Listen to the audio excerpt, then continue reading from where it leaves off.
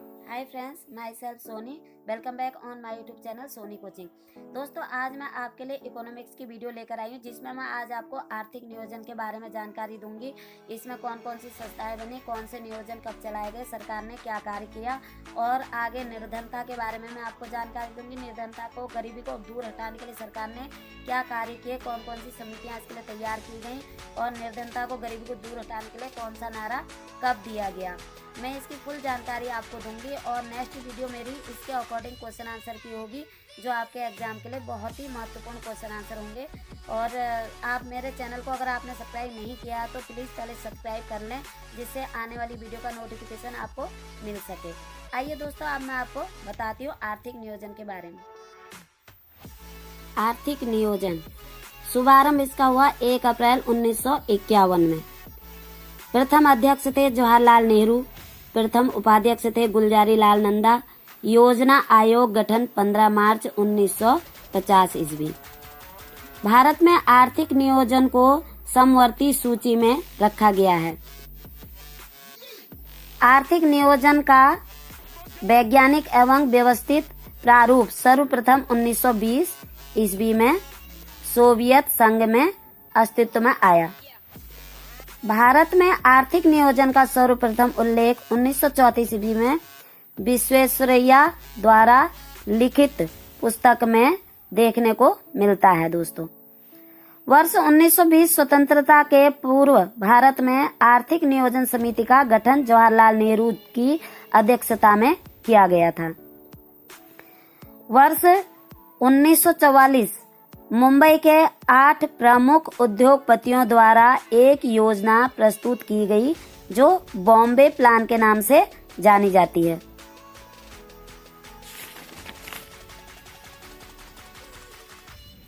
भारत में अब तक 7 वर्षों का योजना अंतराल उत्पन्न हो चुका है, जो वार्षिक योजनाओं के नाम से जानी जाती है, जैसे 1966, 69, 1978, 80 तथा 1990 से 1992। पंचवर्षीय योजना के उद्देश्य क्या थे? पंचवर्षीय योजना के मूल उद्देश्य गरीबी को दूर करना और जनसाधारण के जीवन स्तर को यथासंभव ऊपर उठाना था। इसी तरह से कई पंचवर्षीय योजनाएं चलाई गई हैं, जिनके बारे में मैं आगे आपको बता रही हूँ। पंचवर्षीय योजना के मुख्य उद्देश्य हैं उत्पादन की मात्रा में तीव्र वृद्धि करना, रोजगार अवसरों में वृद्धि करना, आर्थिक समानता की उपलब्धि, आर्थिक स्थिरता की प्राप्ति। प्रथम पंचवर्षीय योजना 1951 से 1956 ईस्वी। शुभारंभ 1 अप्रैल 1951। अंतिम प्रारूप 1952। आधार हेडाइल डामर मॉडल। लक्ष्य कृषि विकास, खाद्य संकट से निपटने के लिए। मुख्य उद्देश्य द्वितीय युद्ध तथा देश के विभाजन के कारण उत्पन्न समस्याओं का समाधान तथा अर्थव्यवस्था का पुनर्निर्माण करना, ये सब इसके उद्देश्य थे।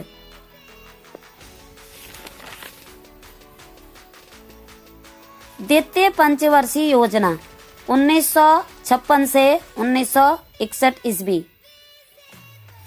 जीवन स्तर को ऊंचा उठाने के लिए राष्ट्रीय आय में 25% की वृद्धि का लक्ष्य रखा गया था। इस पंचवर्षीय योजना के अंतर्गत जीवन स्तर को ऊंचा उठाने और राष्ट्रीय आय में 25% की वृद्धि का लक्ष्य रखा गया था। प्रति व्यक्ति आय में 20% की वृद्धि हुई भी थी। तृतीय पंचवर्षीय योजना 1961 से 1966 ईस्वी। इसका लक्ष्य था अर्थव्यवस्था को गतिमान और आत्मनिर्भर बनाना। पर कृषि पर तथा उद्योग दोनों प्राथमिकता पर इसकी योजना बनी थी, जो असफल रही। असफल का कारण क्या था?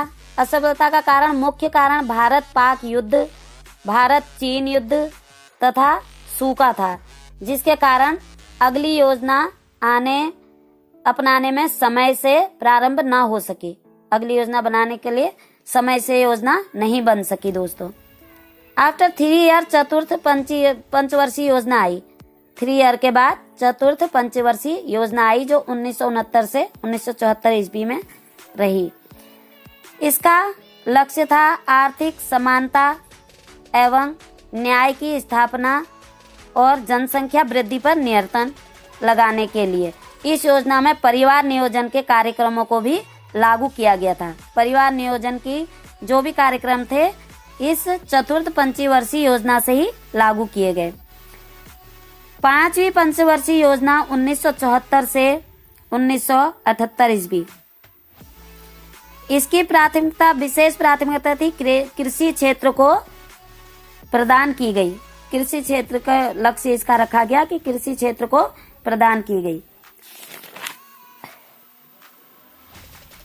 20 सूत्रीय कार्यक्रम की शुरुआत भी इसी योजना के अंतर्गत हुई। 1975 ईस्वी में की गई थी। कृषि एवं जनोपयोगी वस्तुओं को उत्पन्न करने वाले उद्योगों पर बल दिया गया। कृषि के ऊपर ही इस योजना में सारा बल दिया गया था दोस्तों। 6ठी पंचवर्षीय योजना 1980 से 1985। इसका मुख्य उद्देश्य था गरीबी तथा बेरोजगारी की व्यापकता में कमी लाना। इस योजना का प्रारंभ जनता पार्टी सरकार द्वारा किया गया था और इसी 6ठी योजना के अंतर्गत गरीबी हटाओ का नारा दिया गया था दोस्तों। 6ठी पंचवर्षीय योजना के अंतर्गत गरीबी हटाओ का नारा दिया गया था। जनसंख्या वृद्धि पर नियंत्रण के लिए विविध नीतियों का प्रोत्साहन भी दिया गया था। 7वीं पंचवर्षीय योजना 1985 से 1990 ईस्वी तक। यह योजना 15 वर्षीय दीर्घावधि परियोजना का हिस्सा थी। सर्वोच्च प्राथमिकता खाद्यान्न कार्य एवं उत्पादकता पर दिया गया था। लक्ष्य था 5% वार्षिक दर 5.6 पर जाकर रुकी, जो सफल योजना बनी। इसी तरह से बहुत सी परियोजनाएं इसमें चलाई गई। पंचवर्षीय योजनाएं, 8वीं पंचवर्षीय योजनाएं, 9वीं पंचवर्षीय योजनाएं, 10वीं पंचवर्षीय योजनाएं, इन सभी का कुछ न कुछ लक्ष्य था और कुछ न कुछ इसके कारण थे, जो कुछ सफल भी हुए और कुछ सफल नहीं हुए। 12वीं पंचवर्षीय योजना तक ये योजनाएं चलाई गई। अब मैं आगे आपको बताना चाहूंगी कि निर्धनता के बारे में जानकारी देना चाहती हूँ। निर्धनता क्या होती है और इस गरीबी को दूर हटाने के लिए सरकार ने क्या किया था। 5वीं पंचवर्षीय योजना के निर्भरता उन्मूलन को स्वीकार किया गया। 1971 ईस्वी में श्रीमती इंदिरा गांधी ने गरीबी हटाओ का नाम दिया था। इसे निर्धनता को गरीबी हटाओ का नाम दिया था निर्धनता के टाइम में, क्योंकि जो पंचवर्षीय योजना चली थी शुरू वाली 5वीं पंचवर्षीय योजना में, इसको इंदिरा गांधी जी ने गरीबी हटाओ का नाम दे दिया था। भारत में निर्धनता की माप करने के लिए निरपेक्ष प्रतिमान का प्रयोग किया जाता है, जिसे हेड काउंट रेशियो भी कहा जाता है। हेड काउंट रेशियो भी कहा जाता है दोस्तों। निर्धनता की आकलन के लिए गठित समितियां कौन कौन सी थी, अब मैं इसके बारे में बताती हूँ आपको। यह समिति थी लकड़वाला समिति, तेंदुलकर समिति, सक्सेना समिति, रंगराजन समिति, अर्जुन सेना गुप्ता समिति। ये समितियां चलाई गई थी। इसके तहत निर्धनता रेखा से नीचे के लोगों की संख्या को 35.95% आंकित किया गया था। तेंदुलकर समिति में निर्धनता की पहचान के लिए नए फार्मूले कॉस्ट ऑफ लिविंग आधार स्वीकार किया था। इस फार्मूले के आधार पर वर्ष 2011 से 12 के आंकड़े पर जुलाई 2013 में जारी भारत में गरीबी का अनुपात 29.9 रह गया था। सक्सेना समिति, इसका गठन ग्रामीण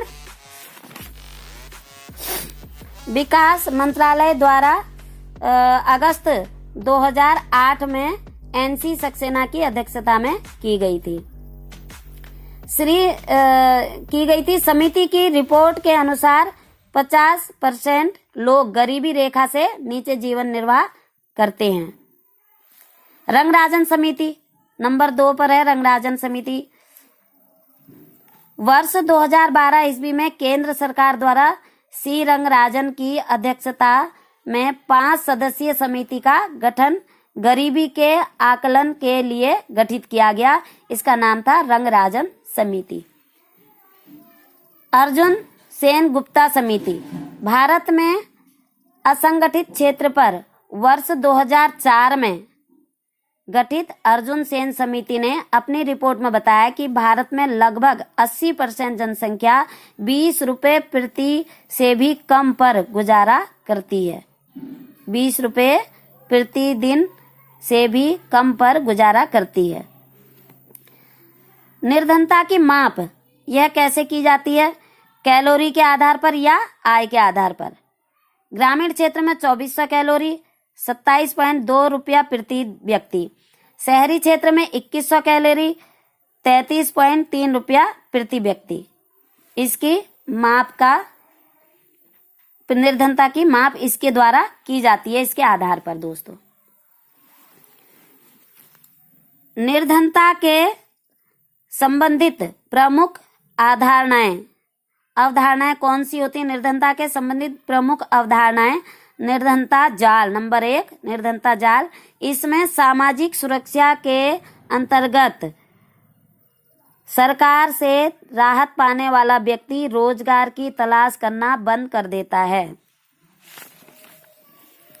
नंबर 2 गरीबी रेखा। यह आय का उपभोग व्यय का स्तर है। आय का उपभोग और व्यय का स्तर है। लारेंज वक्र नंबर 3 आय के वितरण में व्यय विषमताओं को दर्शाती है करने वाला वक्र लारेंज वक्र कहलाता है। दर्शित करने वाला। गिनी गुणांक आय के संपत्ति के वितरण में व्यय असमानता की सांख्यिकी माप गिनी गुणांक कहलाती है। सांख्यिकी माप गिनी गुणांक कहलाती है। हेड काउंट विधि निर्भरता की निरपेक्ष विधि के अंतर्गत निर्धनों की संख्या ज्ञात करने के लिए हेड काउंट विधि का प्रयोग किया जाता है। यूनिफॉर्म स्कल पीरियड इसके अंतर्गत 30 दिनों में सभी वस्तुओं पर उपभोक्ता व्यय का आंकड़ा संग्रह करके निर्धनता रेखा का आकलन किया जाता है।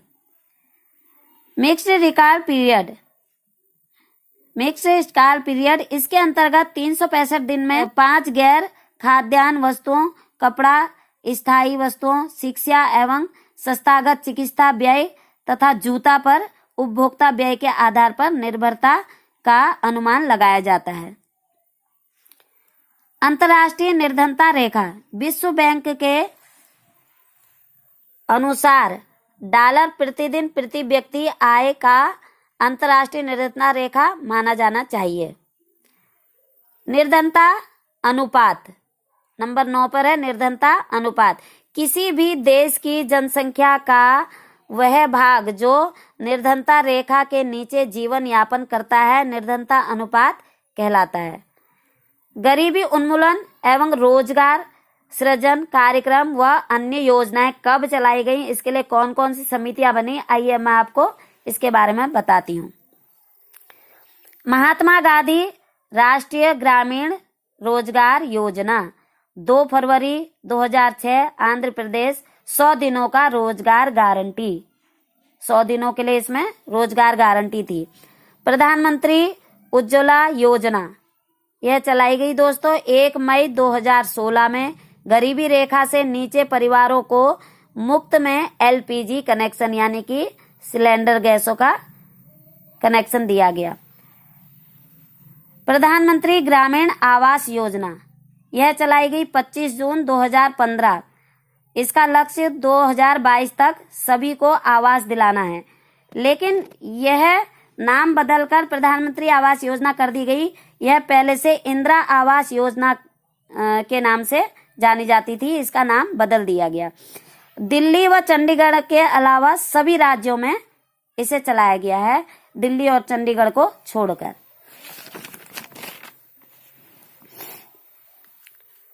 प्रधानमंत्री जनधन योजना 28 अगस्त 2014 दिल्ली वित्तीय समावेशन, सभी को बैंकिंग सुविधाएं उपलब्ध कराना, वित्तीय साक्षरता कराना इसका लक्ष्य है।